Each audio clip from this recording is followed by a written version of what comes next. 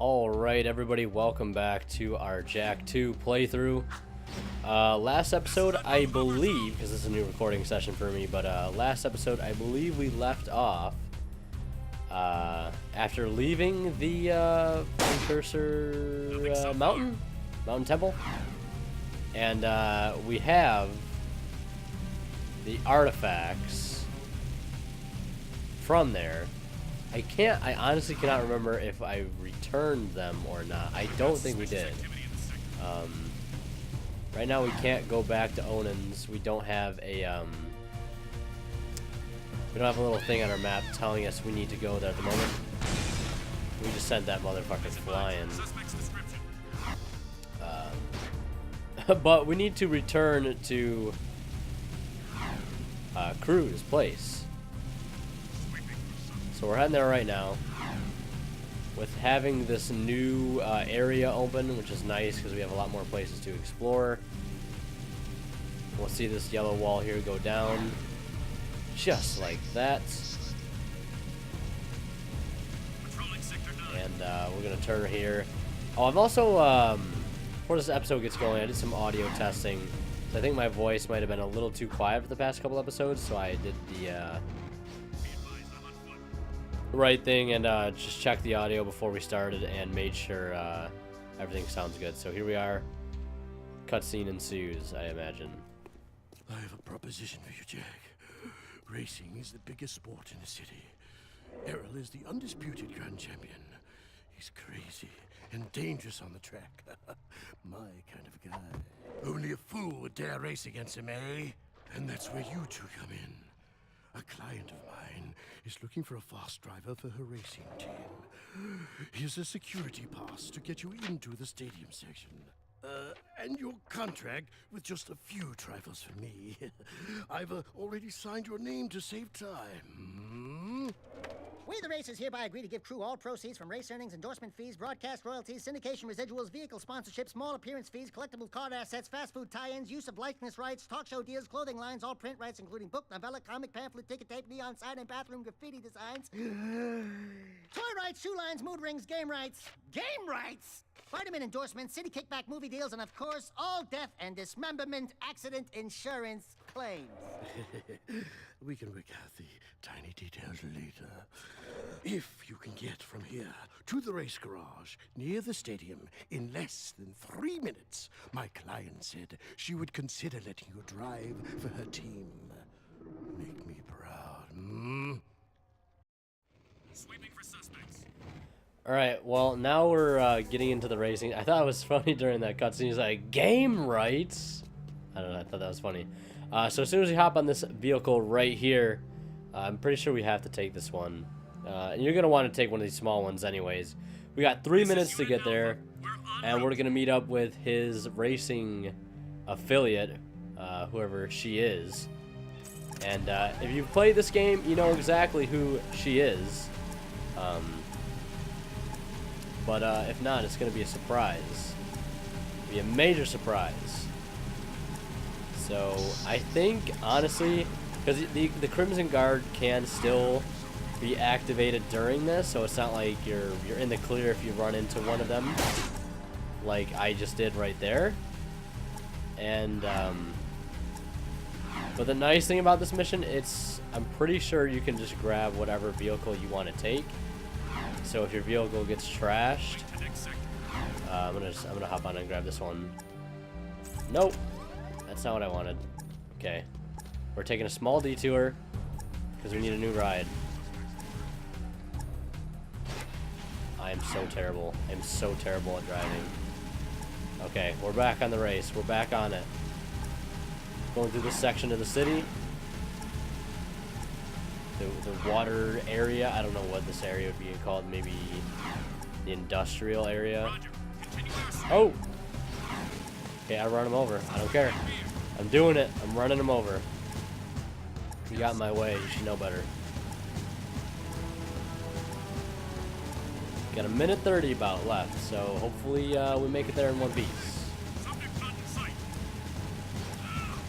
Get out of my way. Usually, I mean, in a situation like this, activating the Crimson Guard isn't like the end of the world, so don't if you do the same thing I did, because like believe me, it's pretty easy to run into some of those guys. And one thing you can do is actually just do this: drive through the waterways once you get into the section of the city, and you won't have to worry about running into oncoming traffic or pedestrians. All those annoying things, you know, you got to deal with when you go into the city. Traffic, pedestrians, all that crap. You just take the waterway and you don't have to worry about it. But the cops are off our tail. We get here with time to spare. Not too big of a deal. Hello? Crew said someone was looking for a race driver? I'm busy right now. You must be Crew's new errand boys. Look, I don't mean to be rude. You did get here fast, but I'm not interested in any new drivers right now, and I've got work to do. Is there anything we can do? No! I'm working on a secret vehicle project. Okay, sorry. Listen, if you think you've got the guts to race in this town, try taking my prototype jetboard out on the stadium course. Beat the stadium challenge, and maybe I'll consider you for my team.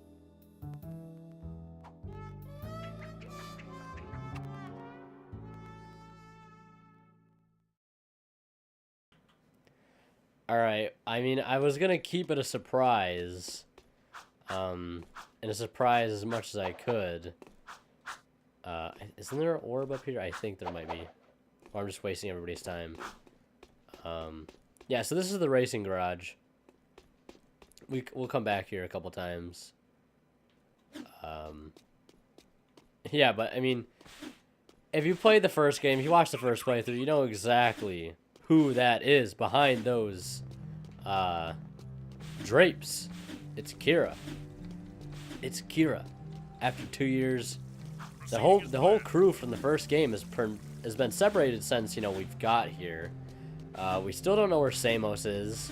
We still don't. Well, no, we now know where Kira is. She's luckily found something to do while waiting to figure out what's going on. And what she's working on back there is that time machine that we used to get here in the first place. Probably trying to get that back together, trying to figure out a way to get the hell out of here to go back to where we originally came from, in a sense. But yeah, right now she doesn't know that she's talking to Jack. If Daxter would have said anything, I'm sure she would have recognized his voice, but obviously she doesn't know Jack talking at all, so that's why she didn't recognize us. Jack sounds very different. Yes, this is the item that I was waiting to get, the jetboard. You can get a higher jump by ducking before you jump. Jump and jump again a little after you've landed for an even bigger launch. Try getting up on that higher ledge with a boost jump. Okay, I'm trying. Try getting up on that higher ledge with a boost I'm trying, god damn it. Okay, jump. Jump. Alright, I think I need some forward momentum here. But we're gonna use this this jetboard a lot. Alright, press X just after landing for a jump. I'm actually doing that. Okay, we're gonna try it again. Here we go. Okay, there we go. You can land on a rail and grind across it. Try grinding on that rail. We grinded on that rail. Perfect 360 for a speed boost. An R1. Yeah, and you can also do tricks and stuff on this, which is actually pretty cool. Press X, and then do that. Okay. Oh, there we go.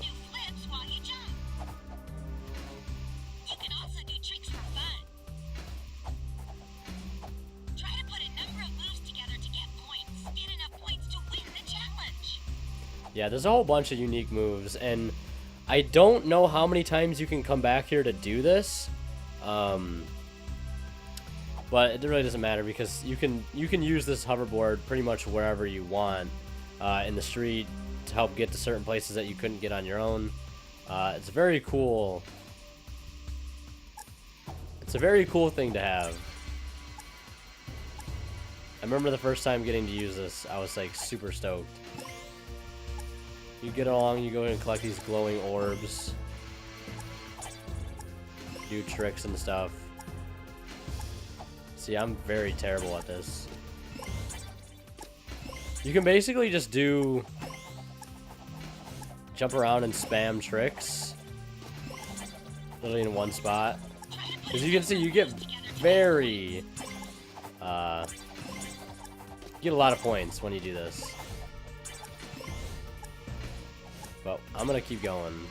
So yeah, you don't need to go through the whole obstacle course to get points. That's what they just tell you to do. You really just stand here and just mash X. Like, we just got 975 for that one. I don't know what we did.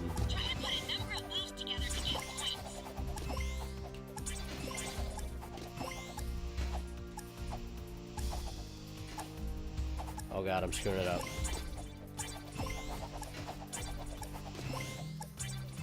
Bronze is 50,000. We met the goal though. That's all that matters.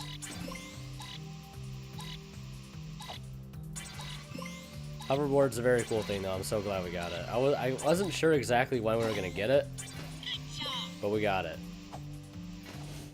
Return to the garage. How do we get back to the garage?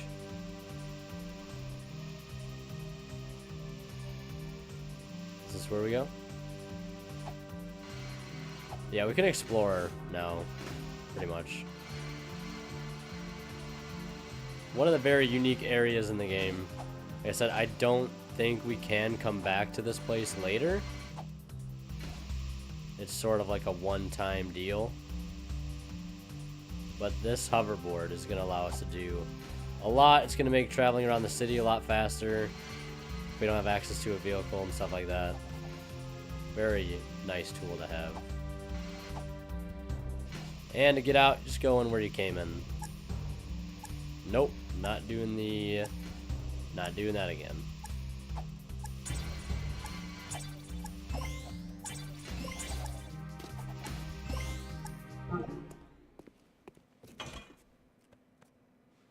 I'm guessing we don't get to keep it now, actually. Oh man, we do get it later though. We do get the. I was so excited we were gonna get the hoverboard. I actually just baited myself. God dang it. Alright, now we gotta go back to the garage. Tell her we did what we needed to do on the hoverboard. Probably should ask for the hoverboard. I mean, that's what I would do. Like, can we have that hoverboard? That thing is pretty darn cool. That's some Back to the Future stuff right there. Alright, let's see what she's got to say. We beat the stadium challenge. Great. People do get lucky. Listen, don't you have someone to collect money from or beat up or something? You don't like us, do you? You work for that slimeball crew. What's not to like? Looks like you've won a few races. Isn't it true the city champion gets to tour the palace? Yeah? Why? Could you get me into the palace? A friendly visit, I gather. Yeah, I'm a real fan of the Baron. Okay, I'll help you out if you stop bothering me. I saw an old maintenance elevator at the base of one of the palace support towers. That old lift might take you up to the palace if you can find a way to turn on the elevator's power. I'm just waiting for the part where Daxter says something. Because that does happen later on. I remember, probably for the first time playing this, it was just like, that's Kira, you idiot, just say something, like, I mean, I don't know. I feel like if it's somebody you knew from pretty much your whole life, I would say, and from like all the time we spent in the first game, all the stuff we did, he would at least recognize her voice, but maybe not. So we're gonna do this mission now.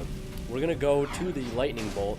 She said that it was a old maintenance elevator that we could perhaps use to get into the palace without having to win this racing series, which would be a little bit too inconvenient for Jack, since he just wants to get up there and beat some of that Baron ass right now. Like, he's as you can tell, he's still not happy with what happened to him, his friends. I mean, who wouldn't be? You literally come in from a time that you're so very familiar with into this unknown world. Everything's new to you. Everything is weird and sort of dystopian from what you know. Your closest friends are gone. You don't know where they are. You don't know if they're alive. And you've been in prison for 2 years, literally being tortured.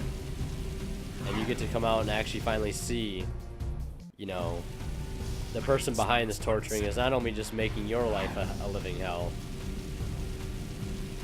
but everybody else who is stuck here is sort of meeting that same fate of imprisonment. And as we learned a couple episodes ago, with the metalheads closing in, things are only going to get worse from here, so. And I don't know how far we are into this episode because I forgot to set a timer. But I will check during the next cutscene. Man, this place is very far away. Ooh! Also, I guess another tip I could give, the bigger vehicles are usually the better ones to grab just because they're more durable and they go a pretty decent speed. Oh, so we're going back to Vin's place here.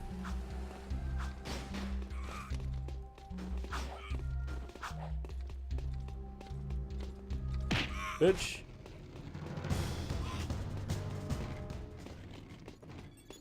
What up, buddy? Finn, buddy, we need a favor. I can't help you with your eco bill. We need you to switch on the access elevator in one of the palace's support towers. Sheesh! That's part of the old B-zone power grid. It hasn't worked for years. Well, if it's too hard for you, I understand. Power stuff can be tricky. Tricky? I could route the B-zone conduit lines through the bypass grid, shunting past the eco rings to connect inductor tubes in series, then back through the outer wall insulator helix and across the resonant flux routers into the number 5 capacitor array. Assuming the circuit's GX75B can handle the surge, I could link the phase loop lines into the primary coils, and presto, you've got instant lift juice. Finn, you're a genius. Actually, Mar was the genius. People say he made most of this stuff long ago. The shield wall system, the eco-grid. Anyway, to get that elevator moving, you gotta find and turn on all the old B-zone power boxes located in the city. There are 5 of them. That doesn't sound so tough. No, except those power boxes are guarded by motion-sensing turbo cannons.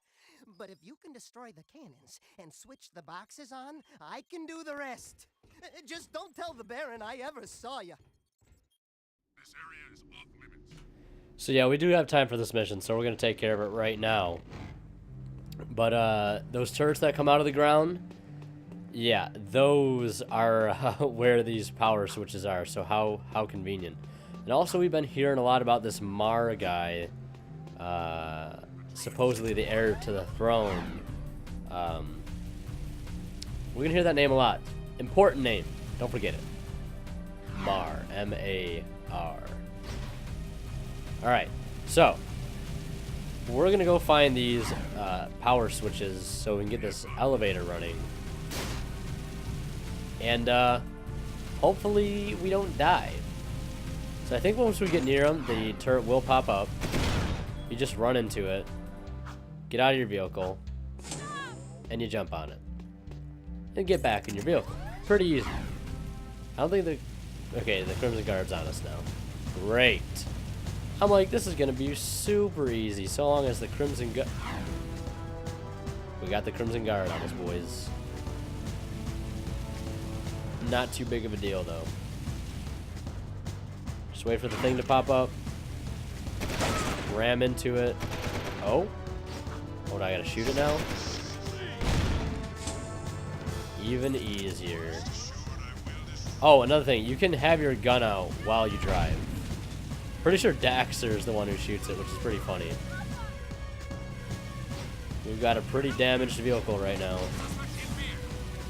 Out of my way, boys. You don't want none of this. We're packing heat. We're packing serious heat right now.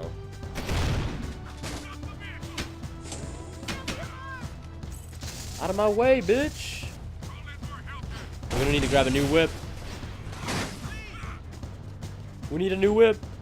ASAP. Give me this whip, son. Alright, we're out. Usually once you're like under, like, I don't know, once you're like being chased by the Crimson Guard, just fly low like this, just so you don't have to like worry about running into the Crimson Guard at this point, because they're already onto you. You already aggroed them, I guess is the term. So just, it really doesn't matter if you run into any more.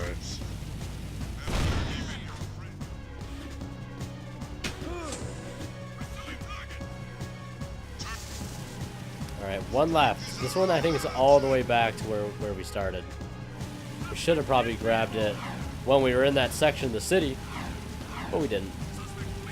That's perfectly fine though. It's a little bit of driving, a little bit of maneuvering, and we should be there within no time. Open fire! Oh, another thing that's funny, like all the Crimson Guards sound the same. I think there's like 2 Crimson Guard VAs. So like some of them, they don't all sound the same. They sound 50-50, I guess.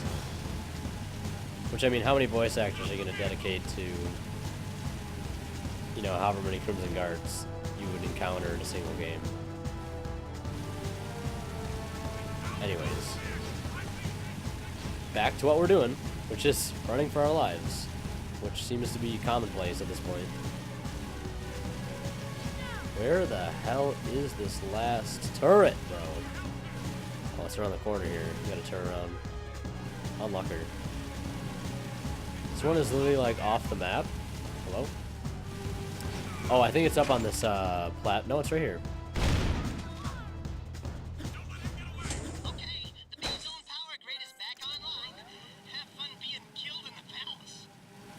Have fun being killed in the palace? Thanks, Vin. Appreciate it. Yeah, so it would be nice if those turrets would be gone forever, but they're not. They respawn. So I don't think you're safe from those.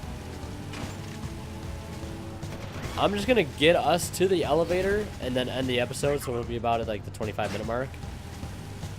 But in the next episode, we're going to take that elevator up and see what's going on up there. See what kind of information we can find. Try and get to the bottom of this, really. The deeper we go, the more we find out. As was the case for the first game. Like, the farther we went on, obviously, the more we explored off the beaten path. Oh. Crimson Guard's office, but that turret's still firing at us on Mucker.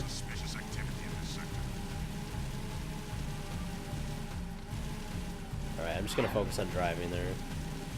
It's a pretty long drive, it looks like, so if I'm quiet for a little bit, don't be surprised. Just enjoy the ride.